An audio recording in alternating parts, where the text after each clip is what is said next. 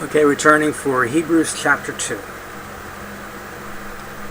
Therefore we ought to give the more earnest heed to the things which we have heard, lest at any time we should let them slip. For if the word spoken by angels was steadfast, and every transgression and disobedience received a just recompense of reward, how shall we escape, if we neglect so great salvation, which at the first began to be spoken by the Lord, and was confirmed unto us by them that heard him, God also bearing them witness, both with signs and wonders, and with divers miracles, and gifts of the Holy Ghost according to his own will.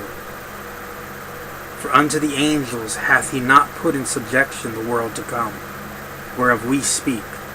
But one in a certain place testified, saying, What is man, that thou art mindful of him?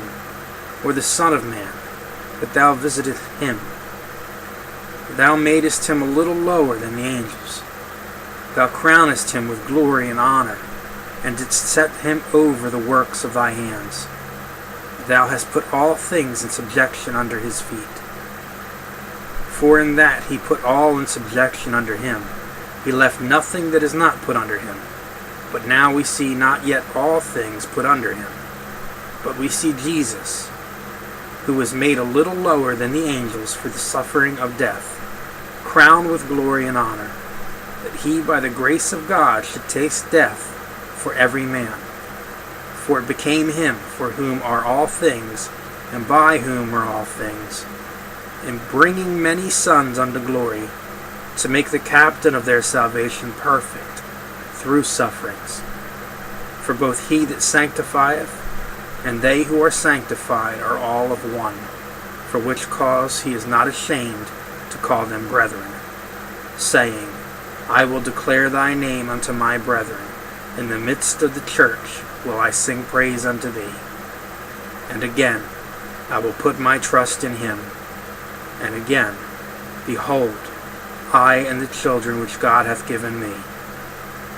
Forasmuch then as the children are partakers of flesh and blood, he also himself likewise took part of the same, that through death he might destroy him that had the power of death, that is, the devil, and deliver them who through fear of death were all their lifetime subject to bondage.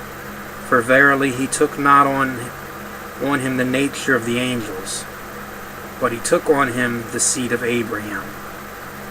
Wherefore in all things it behooved him to be made like unto his brethren, that he might be a merciful and faithful high priest in things pertaining to God, to make reconciliation for the sins of the people. For in that he himself hath suffered being tempted, he is able to succor them that are tempted. And that's the end of chapter 2. And that there means to suffer, or to be able to endure those who are also tempted, because he understands it, has gone through it. And we will be back for chapter 3 in a moment.